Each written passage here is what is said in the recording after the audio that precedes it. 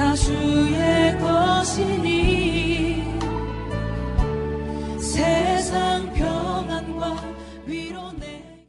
우리가 살고 있는 미국에 저기 남쪽으로 내려가면 1500명에서 시작된 카라반이라고 여러분이 들으셨죠? 저쪽 중남미에 있는 나라에서 걸어서 지금은 7,000이 되고 지금은 또 14,000명 이상의 행진을 하고 미국으로 국경을 넘으려고 많은 사람들이 떼를 지어 올라오고 있습니다.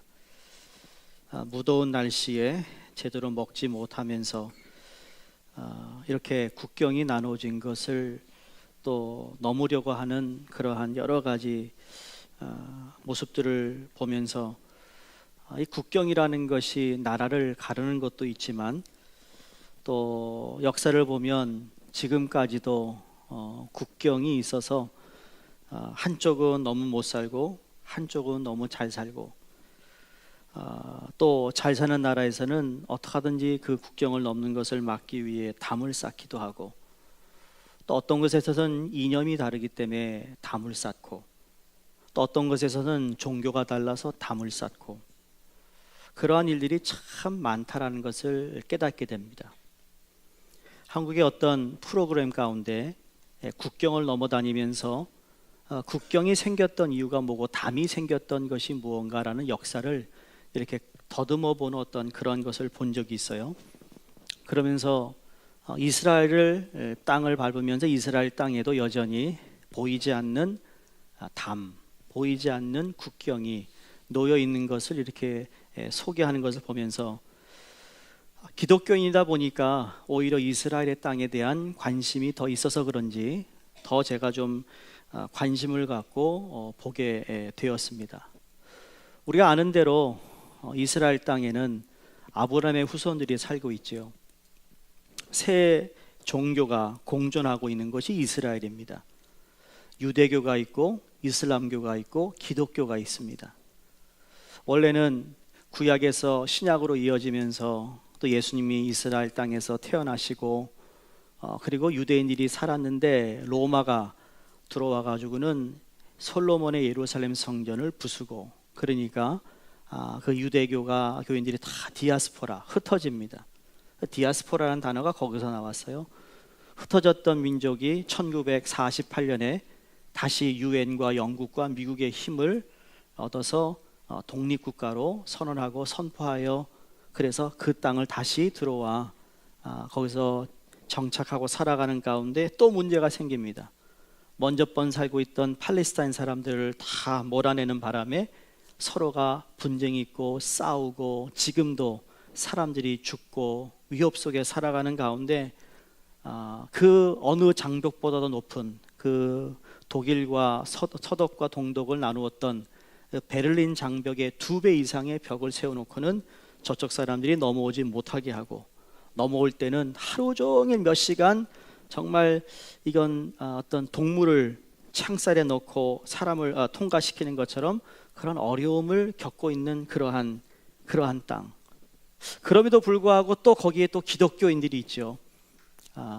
아브라함의 후손인 이삭의 후손이 유대인이라면 이스마엘의 후손이 또 이슬람교고 그 다음에 예수님을 탄생을 믿고 예수님의 부활을 믿은 기독교인이 그 이스라엘 땅에 그 크게 세 종교가 공존하고 있다라는 겁니다. 그러면서 하나는 유대교의 회당이 보여지고 하나는 이슬람교의 사환이 보여지고 또 바로 옆에는 예루살렘에 예수님이 탄생하신 곳을 기념하여 또 교회가 세워지고 부활하신 무덤을 또 기념하여 교회가 세워진 것을 우리가 볼 수 있습니다. 그래서 각기 자기 나름대로의 종교의식을 가지고 기도를 하죠. 예루살렘 성전이 무너지고 서쪽에 있는 벽이 여전히 남아있는데 그 서쪽의 벽을 웨일링 월이라고 합니다. 통곡의 벽이라고 하죠. 그래서 서쪽에 남아있는 벽을 향하여 예루살렘이 다시 회복되기를 위하여 유대인들이 밤낮으로 기도를 하고 있는 모습. 하루에 3번 이슬람 사원에서 배를 울리면 큰 스피커로 코란을 막 읽어대면 그 소리가 듣는 사람들이 다 그 사환을 방향을 맞추어서 엎드려 3번 기도하는 모습, 또 그 옆에는 교회에 모든 성지 순례를 하는 사람까지 포함해서 그 예수님이 태어난 교회에 가서 기도하고 있는 모습들, 이런 걸 보면서 이런 질문이 저한테 딱 올라오는 게 뭔가 하면, 무슨 기도를 드리고 있을까? 그 세 종류가 공존하고 있는 그 땅에 나름대로 자기네들이 기도해야 된다는 그것이 법이든 아니면 자기의 신앙의 고백이든 도대체 무슨 기도를 드리고 있을까?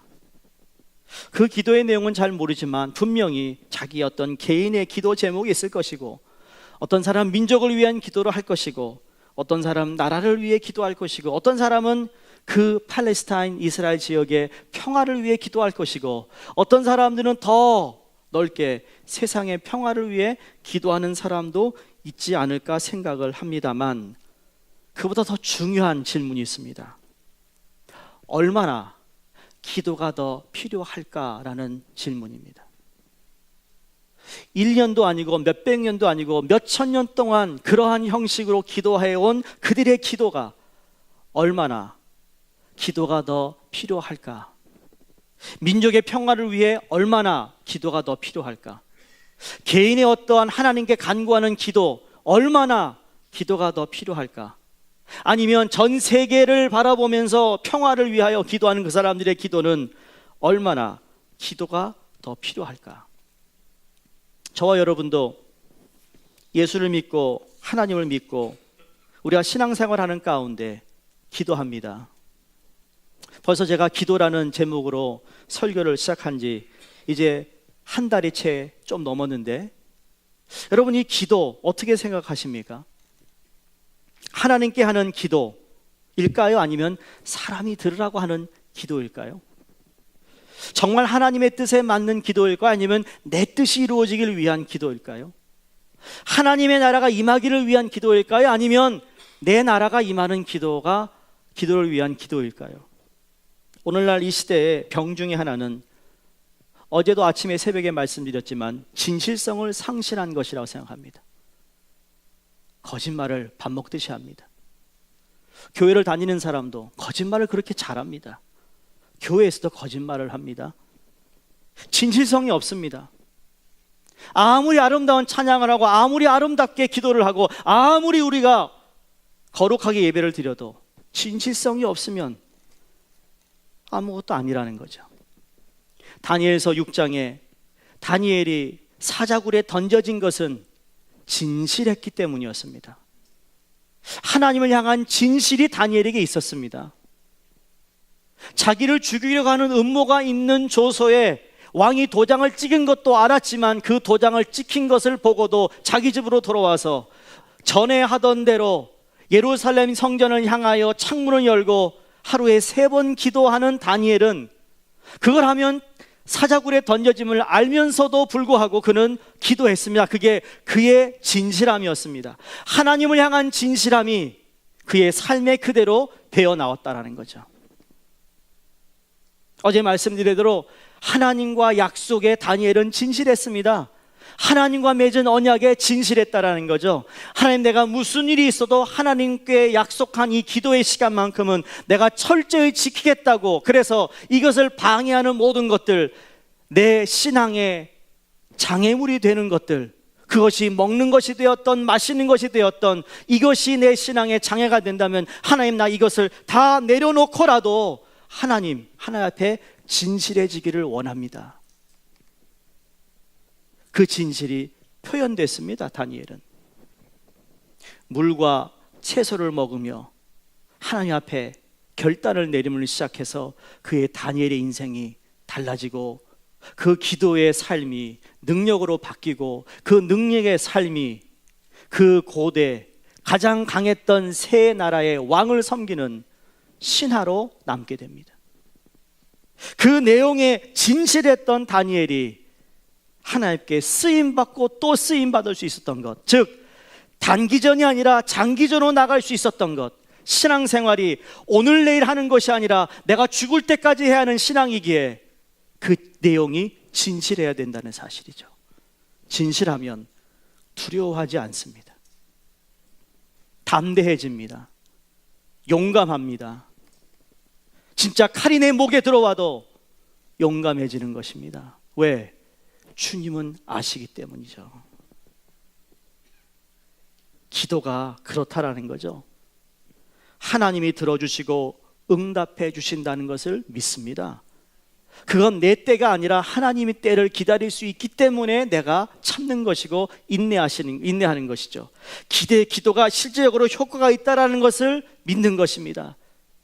기도는 자기 수양이나 사람에게 듣게 하기 위한 것이 아니라고 성경은 말합니다. 단순히 심리 효과나 종교적 형식이라고도 말하고 있지 않습니다. 기도에 대한 정말 많은 실험 자료를 모아낸 책 가운데 치유의 언어라는 책이 있는데, 거기에 보면 131건의 그 실험 중에서 통계적으로 절반 이상이 의미 있는 결과를 우리에게 가져다 줬다는 것을 모아서 낸 책인데, 대표적인 샌프란시스코의 종합병원에 191명의 환자들을 대상으로 이중맹 실험을 합니다. 소위 영어로 더블 블라인드 스터디라고 하는데, 나누어서 한쪽은 치료하면서 기도를 하고 한쪽은 치료만 했는데, 이건 기도를 받은 환자가 완쾌된 그 치수는 훨씬 높은 사람들이 치유를 받고 회복이 되었다라는 결과예요. 기도가 단순한 주술적 행위나 심리적 효과를 위한 종교적 행위가 아니라 실제적 효과가 있다라는 것. 기도는 실제적인 힘이 있습니다. 단순한 마음의 평안을 얻기 위한 종교적 형식이 아니라는 겁니다. 나를 수양하기 위해 기도하지 않습니다. 기도란 주님께서 가르쳐 주신 것처럼 하늘에 계신 우리 아버지여, 주의 뜻이 하늘에서 이루어진 것 같이 땅에서 이루어지기를 구하는 것이 첫 번째 기도입니다. 그러면 우리의 기도는 정말 내가 살고 있는, 내가 하고 있는, 내가 지금 종사하고 있는, 내가 알고 있는 관계 모든 것이 그 위에 정말 주의 뜻이 이루어지기를 원하는 기도를 하고 있느냐라는 것이죠. 세계적인 자동차 회사인 미국의 회사 GM이 있죠. 제너럴 모로가 있습니다. 그 GM 최고의 엔지니어로 정말 빈틈없는 기술을 가지고 있었던 찰스 캐스턴이라는 사람이, 정말 그 사람은 신화의 손을 가지고 있을 정도로 많은 사람들이 인정을 해주는 엔지니어였어요. 어느 날 한 모임에 사회자가 그에게 묻습니다. 캐터링 씨, 당신의 이 손으로 한 일 중에서 가장 중요하고 위대한 일이 있다면 무엇이었습니까? 라고 물었더니 그 사람이 대답하는 건, 그 사회자는 물론이고 모임에 참석하던 모든 사람들을 놀라게 했다라고 합니다. 그의 대답은 이거였습니다. 이 손으로 한 일 중에 가장 중요하고 위대한 일은 두 손 잡고 기도한 일이었습니다. 여러분 삶에 더 좋아지기를 원하세요? 자녀가 내가 바라는 대로 효도하고 신앙생활 잘하기를 원하세요? 여러분의 삶이 좀 더 풍요로우시고 싶으세요? 여러분의 삶이 다른 사람에게 참 좋은 영향력을 주고 싶은 사람이 되고 싶으세요? 복음의 능력이 나타나는 삶이 되길 원하세요? 기도하시기 바랍니다. 기도는 능력입니다. 불가능을 가능케 만듭니다. 창조적으로 세상을 변화시킵니다. 눈물로 기도하면 기도는 눈의 눈물을 멈추게 하는 줄로 믿습니다. 고통을 안고 기도하면 하나님은 그 고통을 기쁨으로 바꾸어 주시는 줄로 믿습니다. 기도하면 질병이 치유됩니다. 기도하면 마음이 회복됩니다. 기도하면 가정이 행복해집니다. 기도하면 정직해질 수 있습니다. 기도하면 진실해집니다. 기도는 은혜의 통로고 그 능력의 통로로 역사하는 것입니다. 오늘 본문 보시면 13절에 너희 중에 고난당하는 자가 있느냐라 시작합니다. 14절에 너희 중에 병든 자가 있느냐, 15절에 믿음의 기도는 병든 자를 구원한다 그러면서 그 고난당하고 병든 자 얘기하면서 그 병든 자도 고침을 받고 그리고 죄 사함도 받고 기도를 통한 실질적인 이야기를 우리에게 말씀하고 있습니다. 그러면서 우리가 언제 기도해야 하는가를 우리에게 가르쳐 주시는데 14절, 15절, 16절을 보시면 병들었을 때 기도하라 그랬습니다. 병들었을 때. 여러분 병들었다 그러니까 아유 소화불량이에요. 뭐 그런 것도 병일 수 있겠지만 여러분 그거보다 더 강한 힘든 병도 얘기하는 거예요. 내게 힘이 없어요. 지칠 대로 지쳐서 피곤해서 아무 일도 할 수 없고 누워 있는 그 병 말입니다. 나사로가 병들었을 때 38년 동안 베데스다 연못가에 그 병자에게 사용되었던 말이 바로 이 병들을 위한 기도였습니다. 그들이 병든 자였습니다. 두 번째, 고난당할 때 기도하라고 13절에 말씀합니다. 여기 고난이라는 것은 여러 가지가 있겠지만 불행을 겪는다든지 그 고난이라는 것이 고민에 빠진다든지 그 고난이라는 것이 긴장과 갈등 가운데 있다라는 의미를 가진 말로서 우리의 삶에 실적으로 재정적인 위기, 우리 인간관계에서 위기처럼 외적에서부터 비롯되어 그래서 마음이 약해지고 항상 긴장 가운데 있는 것을 뜻하고 있는 말입니다. 그렇잖아요? 이민 생활을 산다는 것이 쉽지가 않습니다. 이민 생활을 산다는 것이 때로는 위기가 많습니다. 그래서 그런지 교회도 항상 크고 작은 위기들이 있는 겁니다. 우리의 마음을 약하게 하는 것이 있습니다. 나는 아니지만 다른 사람으로서 받는 어떠한 스트레스의 병이 있을 수 있어요. 그게 마음의 병이 생기는 거죠.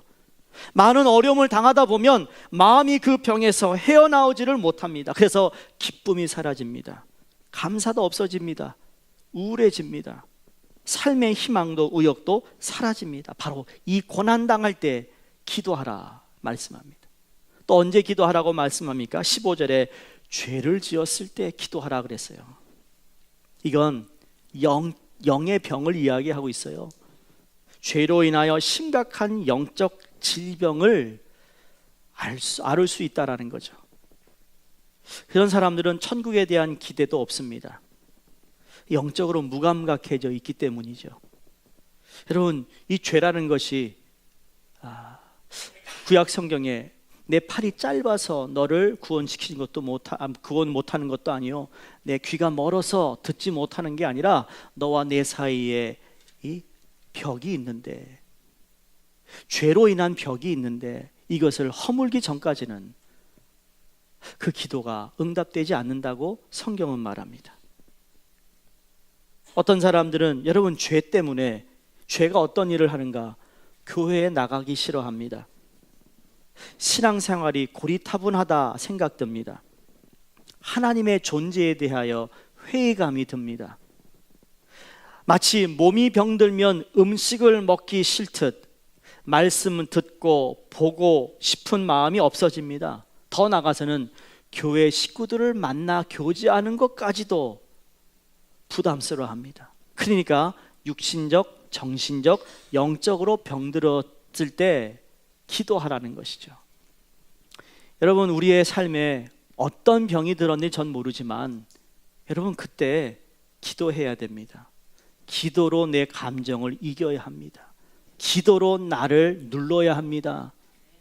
그걸 누르지 못하면 결국 그것 때문에 나는 기도 응답도 안 되고 내가 하나님 앞에서 올바로 서지도 못하고 영적 성장이 이루어지지 않습니다. 특히 제일 무서운 게 뭔지 아세요? 다 괜찮은데 정말 그 몇몇 사람은 내가 정말 싫어, 미워. 그래서 피해 다니는 사람들. 잘하는 것 같죠, 여러분? 천만의 말씀이요. 죄는 절대로 그냥 사라지지 않습니다. 죄는 자라게 되어 있습니다. 언젠간 그 죄가 폭파합니다. 그러면 나도 망하고 내 주위에 있는 사람의 파편을 맞아서 다 다치게 되어 있습니다. 그게 죄입니다. 여러분 가운데 오늘 예배를 드리는데 정말 내 안에 이 죄가 있는 걸 깨달았다면 지금 이 시간이라 속으로도 회개 기도를 하셔야 됩니다. 그렇지 않은 이 예배는 하나님께서 기뻐 받으시는 예배가 되지 못합니다. 여기서 설교를 마치고 찬양하고 가도 여러분이 하나님 앞에 온전하게 내 죄를 다 고백하지 못하면 우리는 계속 영적 탈진이 계속 이어질 것이고 그 병에서 고침을 받지 못할 것입니다. 오늘 여기서 기도에 대한 이야기를 하면서 왜 기도하느냐? 그러나 그 기도할 때 혼자 기도하는 것도 있지만 기도를 요청하라는 말씀이 참 중요한 말씀입니다. 죄를 지었을 때도 그 기도를 어떻게 해야 될지 모르는 사람이 있을 거고, 고난당할 때도 이걸 어떻게 기도해야 될지 모르는 사람이 있을 것이고, 병들었을 때 너무 힘들어서 그 병에 대하여 내가 중보기도를 부탁할 수 있는 사람도 내가 어디서 찾아야 할지 모르는 가운데 오늘 야고보 사도는 우리에게 너희 중에 고난당하는 자가 있느냐? 그러면 기도를 요청하라고 말하고 있습니다. 우리가 아는 찬양 가운데 누군가 널 위하여 지금도 기도하네라고 그랬어요. 물론 주님이 기도하세요. 성령이 우리를 위해 탄식하며 기도하시지만 또 제3의 인물이 필요합니다. 그게 누구예요? 우리 손으로 만져지고 느껴질 수 있는 내가 사랑하고 내가 함께 주님을 믿고 있는 형제 자매로부터의 기도가 우리는 필요하다는 것을 말씀하고 있어요. 오늘의 본문은 인생의 길에 찾아오는 온갖 고난에 맞서서 우리가 어떻게 기도의 능력을 회복하며 살아갈 수 있을까를 가르쳐주고 있습니다. 과연 인생의 길에서 고난에 맞서서 기도의 능력을 힘입고 살아가야 하는 비밀이 무엇인가? 크게 세 가지를 우리에게 말씀합니다. 첫 번째, 교회 공동체에 대한 소속이 있어야 합니다. 내가 이 교회라는 공동체, 즉 여러분이 오늘 예배드리는 수정교회의 이 공동체에 대한 소속이 있어야 한다는 얘기예요. 우리가 살고 있는 이 시대를 미 제너레이션이라고 합니다. 여러분, 우리 1세 한옥권 여러분이 자녀들을 볼 때 쟤네들 2세들 말이에요, 정말 개인주의예요. 지들밖에 몰라요. 그래요? 걔네들만 그런 줄 아세요? 여러분도 그래요. 여러분도 얼마나 개인주의가 강한지 몰라요. 표현을 안 하고 있을 뿐이에요. 말을 안 하고 있을 뿐이지. 얼굴 한번 보세요. 옆에 있는 분. 개인주의가 강하니까 딱 내가 선을 그어놓고 여기까지야? 넘어오지 마. 옛날에 말이에요, 학교에서 이 짝꿍하고 앉으면 말이에요, 아이고 여자 짝꿍가 얼마나 사나운지 모릅니다. 딱 앉으면 말이에요, 아이고 뭐 좀 공부도 잘하고 뭐 좀 상냥하면 몰라. 그냥 땡땡거리는 여자 앉으면 말이에요, 그냥 줄을 쫙 꺼놓고 오지 마. 그럼 남자들이 괜히 한 번씩 올려버, 지위가 던져버리고 버리죠. 그럼 어떤 애는요, 막 연필로, 그래가지고 곧 초등학교 때 연필 자국이 있는 남자들이 많습니다. 시커먼 그 연필 그게 들어가가지고 심이 들어가서, 혹시 그런 분들 안 계셨어요? 왜 이렇게 국경을 나누는 짓을 많이 했는지 모르겠어요. 어렸을 때부터. 국경이에요. 넘어오지 말래. 넘으면 큰일 납니다.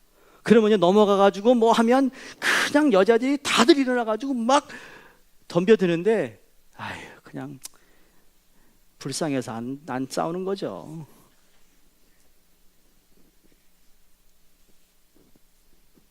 개인주의?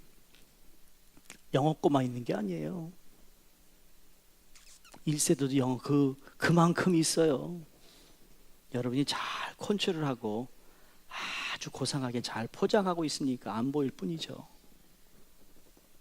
이러한 시대의 영성은 교회 생활에도 영향을 끼쳐 소속 없이 교회를 자기 편리에 따라 오가는 현상을 만들어 냈다라는 거죠. 현대교회를 조사한 바 주일에 교회 출석하는 교인 가운데 등록 없이 교회 예배에 참여하고 있는 기독교인들이 늘고 있다라는 겁니다. 평상시에 이런 스타일의 교회 생활이 오히려 편리하게 느낄 수도 있지만 문제가 있습니다. 세 가지 문제가 있습니다. 첫 번째, 책임지지 않는 이런 스타일의 신앙생활에서 진지한 영적 성장을 가져올 수가 없다라는 문제입니다. 두 번째로는 그에게 지속적인 관계를 맺을 수 있는 공동체가 없기 때문에 주변에 영향을 끼칠 수가 없다라는 겁니다.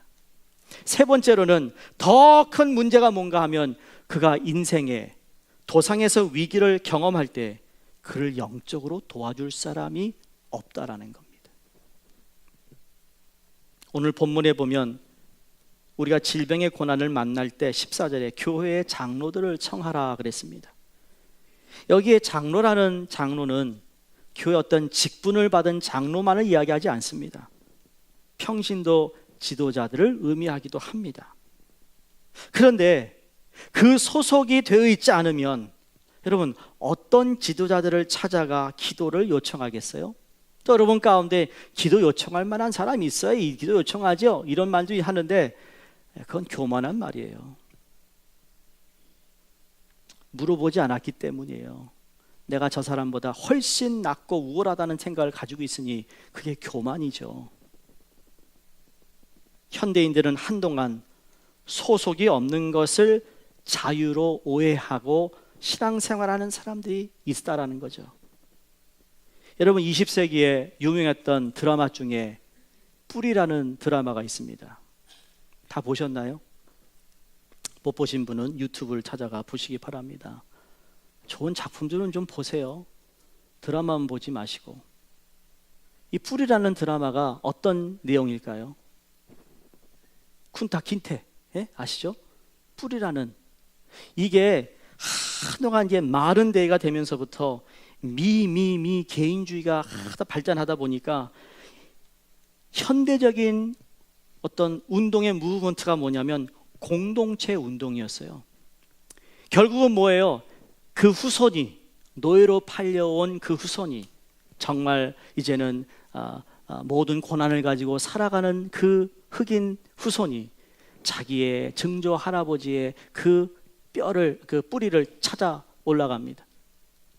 그러면서 어디서부터 시작이 된 건지를 찾으면서 자기가 소위 말하는 belonging, 내가 어디에 소속된 사람이었는가를 깨닫는 겁니다.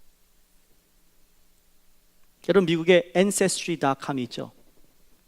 그 ancestry 자기 조상.com이라는 웹사이트에 있어요. 거기 가면 자기 DNA를 보내면 말이에요. 내가 지금 어느 나라 사람인가가 나옵니다. 겉으로는 백인인데 보니까 히스패닉도 이 피도 섞였고 아시안계도 섞였다라는 거예요. 그게 뭐예요? 다 자기의 뿌리를 찾고 싶어하는 갈망이 다 있다라는 거죠. 내년이면 저희 교단에서 좀 크게 준비하는 것 가운데 우리 2세 교육자들, 우리 교단에 지금 2세 교육하고 있는 영어권 전사님이나 목사 안수 받은 젊은 그분들을 위한 컨퍼런스가 한국에서 있습니다. 그 중에 한 부분을 뿌리 교육으로 제가 지금 준비하고 있는 게 있어요. 우리가 아무리 미국에서 2세, 3세로 살아도 우리 뿌리를 알아야 된다는, 그걸 가르쳐야 된다는 책임이 제게 있는 거예요. 부담감이 있어요. 기회가 되면 그 스케줄을 다 말씀드리겠지만, 그러나 그 뿌리 교육 중에 가장 중요한 건 여러분 조선시대 말기에 있었던 말의 마지막 왕이었던 살았던 덕수궁으로 시작해서 서대문 형무소로 가서 6.25 전쟁 박물관을 가서 그 다음에 순교한 순교지를 방문하는 겁니다.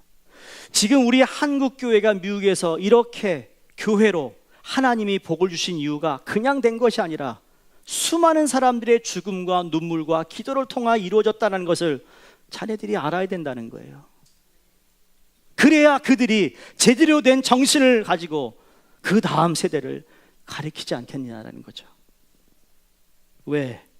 방황이 너무 많습니다. 오늘날 무소속이 자유라고 생각하지만 그 무소속은요 방황을 하고 있는 것과 마찬가지입니다. 완전한 가정이 존재하지 않는 것처럼 완전한 교회가 존재하지 않죠. 그렇다고 여러분 가정이 없는 삶을 선택하시겠습니까? 교회에 대한 분명한 소속이 없는 성도의 모습은 가정 없이 표류하는 영적 나그네의 모습과도 같은 겁니다. 그래서 그만 방황하셔야 합니다. 방황을 끝내야 합니다. 좀 더 작은 교회인 여러분께서 목장으로 들어가는 이유가 거기에 있습니다.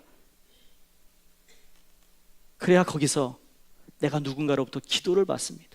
때로는 누군가를 통해 아픔도 있지만 그러나 내게 얻는 것이 더 나타나는 것을 생각하고 우리는 담대하게 더 이상은 방황이 아니라 내가 그쪽에 소속하여 하나님께서 원하는 그 공동체의 삶을 우선 사는 겁니다. 두 번째 오늘 본문에서 찾는 것은 고백 공동체에 대한 신뢰가 있어야 합니다.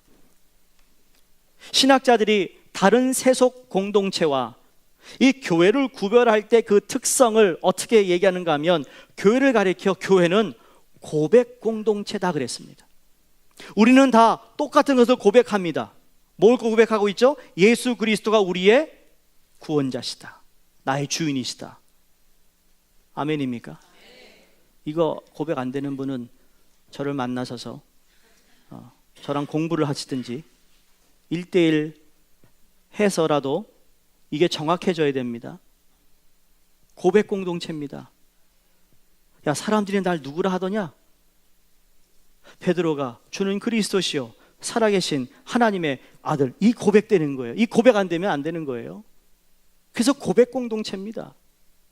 매번 고백합니다. 예배를 통해 고백합니다. 찬양을 통해 고백합니다. 기도를 통해 고백합니다. 우리는 얼마나 많은 고백을 하고 있는지 모릅니다. 간접적이든 직접적이든 고백을 하고 있습니다. 그런데 여러분, 이 고백이 그냥 입에서만 나오는 고백이 아니라 한 단계 더 나아가야 되는데 참된 교회 생활은 삶의 고백을 요구하고 있다는 거죠. 피상적인 어떤 것을 얘기하는 것이 아니라 그걸 좀 더 우리가 구체적으로 내 삶에서 고백돼야 되는 겁니다. 여러분, 사랑하신다고 주님을? 그러면 삶에서 그 사랑을 보여줘야 됩니다. 여러분이 교회를 정말 위해 힘쓰고 있다면 그게 삶으로 보여줘야 됩니다. 그래서 삶의 기쁨과 슬픔을 함께하는 사람들의 어우러지고 있는 이것이 바로 교회의 코이노니아, 교제라고 말하고 있는데, 이런 코이노니아의 진정한 깊이는 우리들의 교제의 장에서 얼마만큼이나 자신의 삶의 실패와 허물을 진지하게 드러낼 수 있느냐에 따라 결정됩니다. 여러분이 모일 때마다 늘 고백해야 될 게 있습니다. 어떤 고백일까요? 나 이번 주 또 못했어. 나도 못했는데 우린 매번 못하래. 그래도 고백해야 돼요. 이번 주에 내가 정말 그 사람을 사랑하기로 마음 먹고 내가 교회를 출발하고 그 다음 월요일에 됐는데 또 막 이래가지고 내가 못했어. 어떡하지? 정말 나는 안 되나 봐. 나도 그런데 고백해야 돼요. 제발 프리텐드 하지 마세요. 똑같이 나도 저 사람 미워했으면서 그랬어. 어머머. 헤어지면서 기도할게. 말로만 기도할게. 그래, 말로만.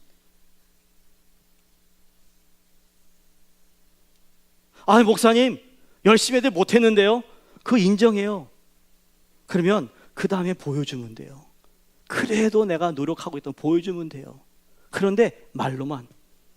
그게 한 달, 두 달, 1년, 2년, 3년 주님 오실 때까지 삶의 고백이 되어야 된다니까요. 우리의 삶의 상처는요, 내가 그것을 고백할 때 치유되는 겁니다. 주님이 너 눈 안 보인다며? 일로 와 이러지 않았습니다. 내가 어떻게 해주길 원해? 고백하길 원했어요. 나 보기를 원합니다. 나 걷기를 원합니다. 나도 저 예배당에 들어가 예배드리고 싶습니다. 그럴 때 주님이 고쳐주셨어요. 그게 고백의 공동체거든요. 여러분, 다 우리는 저를 포함해서 다 불완전한 사람이에요. 다 실수가 있어요. 죄가 있어요. 그거 인정하고 얘기하자고요. 아이고, 저러면 돼. 저 사람이 이렇게 하면 안 풀려요. 상처가 그대로 있어요. 그러나 우리가 그것을 고백할 때 비로소 교회는 고백의 공동체에서 치유의 공동체가 될 수 있는 겁니다. 물론 이 고백은 주일에 많은 사람들이 모이는 이러한 예배 가운데 우리가 개인적으로 고백할 수 없습니다만, 그러나 여기서 고백된 나의 죄, 고백된 나의 간증, 고백된 내 신앙의 모든 것들이 이제는 작은 교회 우리 목장의 모임에서 정말 10명, 12명 이내인 사람들과 함께 자기 자랑을 하는 게 아니라, 세상 얘기만 하는 게 아니라 서로의 죄와 실패를 고백하는 그 자리, 바로 거기에 성령의 기름 부음이 임하시고 치유의 기적이 일어나는 줄로 믿습니다. 그러나 이런 고백이 이루어지기 위한 중요한 전제가 여러분, 상호 신뢰하는 겁니다. 왜 거기서 있었던 이야기를 밖에 나가 누구한테 얘기를 합니까? 왜 거기 있던 이야기를 누구에게, 친한 사람에게 끝나자마자 알았어, 몰랐어, 충동질하는 죄를 범하지 않기를 바랍니다. 그 말 했다가 이 사람이 나를 비웃으면 어떡하지? 여러분, 한 사람이 비웃지만 5사람이 나를 기도해 준다면 그게 더 큰 거예요. 긍정적인 걸 보자고요. 왜 그 하나 작은 것 때문에 다른 걸 다 셧다운 시킵니까? 그 어리석은 사람입니다. 여러분, 장사할 때, 사업할 때, 난 사업 안 하고 장사 안 해봤지만 여기 이론이 뭡니까? 10개 확 풀어놨다가, 그쵸? 한두 사람이 막 컴플레인 합니다. 그러나 8개, 8스토어에서는 좋다고 반응하면 두 사람이 싫다니까 안 팔아야지, 이럽니까? 아니죠. 잘 팔리는데 더 물건을 대는 게 장사하는 사람입니다.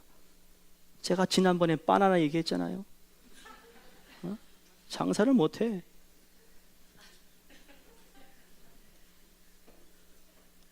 그 말 안 했습니다. 그 다음 내가 또 샀어요. 일주일 내내 가 샀어요. 그건 내가 바나나 결국은 다 사잖아, 통. 여러분, 이게 영적인 이론과 마찬가지입니다. 뭐 한두 가지 때문에 움츠릴 필요가 없다라는 겁니다. 누군가 나를 위해 기도하는 사람이 있다 그러면 감사한 겁니다. 가능하면 많이 얘기하세요. 근데 기도 좀 부탁드립니다. 기도 부탁드립니다. 장로님 기도 부탁드립니다. 권사님 기도 부탁드립니다. 학생들 기도 좀 부탁해. 할 수 있는 거에 있어야 되는 거죠. 오히려 어린아이의 기도가 더 단순하고 능력이 있다고 생각합니다. 왜? 복잡하지 않아요. 세 번째, 믿음의 기도를 통한 치유를 믿어야 합니다. 우리가 서로 모여 기도할 때 어떻게 기도해야 할 것인가? 참 질문을 많이 합니다만 15절에 보시면 믿음의 기도는 그랬습니다. 믿음의 기도는 병든 자를 구원한다.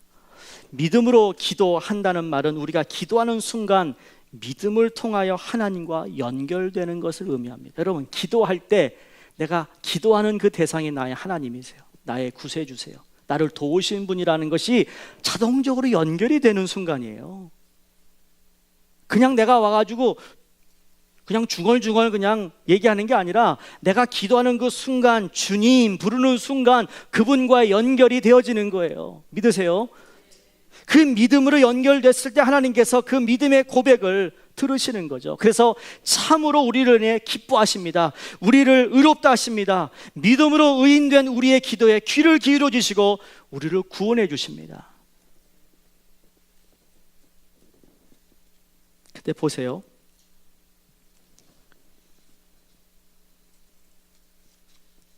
16절에 너희 죄를 서로 고백하며 병이 낫기를 위하여 서로 기도하라. 그리고 의인의 간구는 역사하는 힘이 크다 그랬습니다. 누구의 병을 낫게 하기 전에 내 안에 죄가 없는지,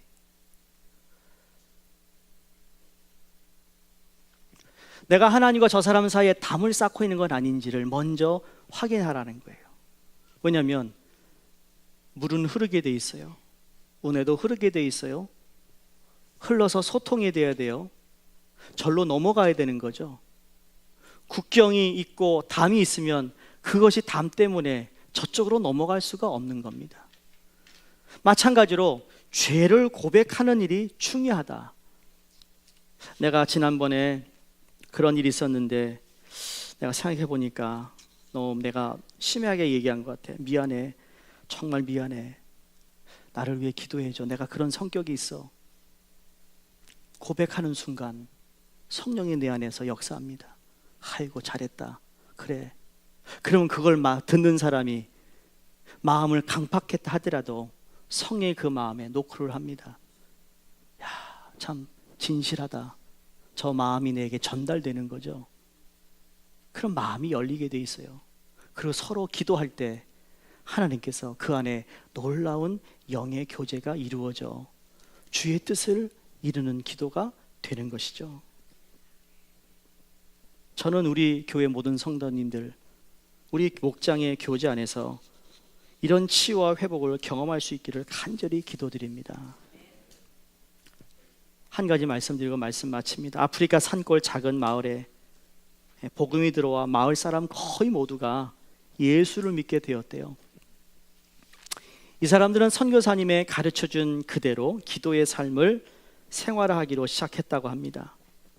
이 마을 사람들은 마을에서 조금 떨어진 곳에 저마다의 기도 처소를 조그맣게 만들었다고 해요. 하루에 2번 이상 정기적으로 그 기도 처소를 찾아가 기도합니다.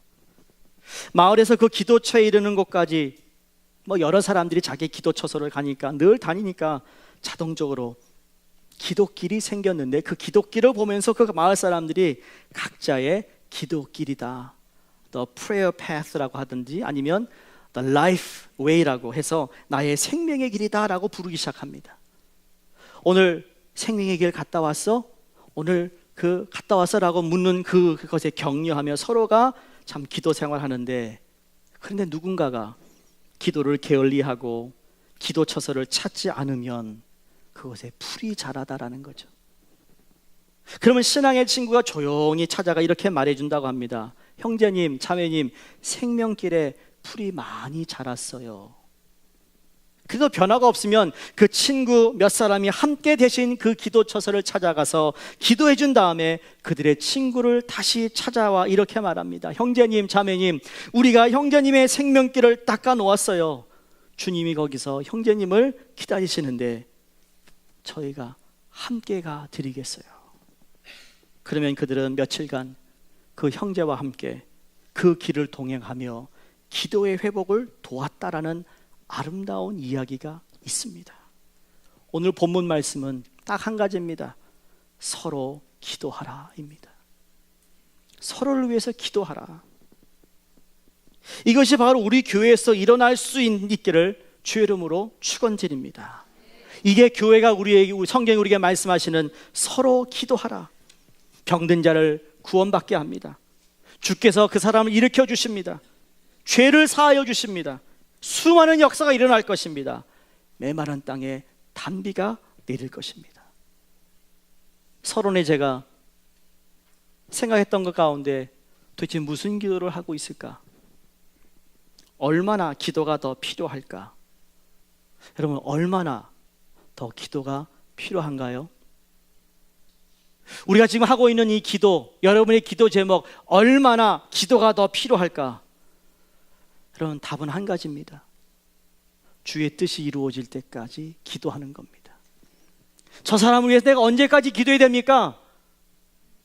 응답이 있을 때까지 기도하는 겁니다. 포기하지 않고 기도하는 겁니다.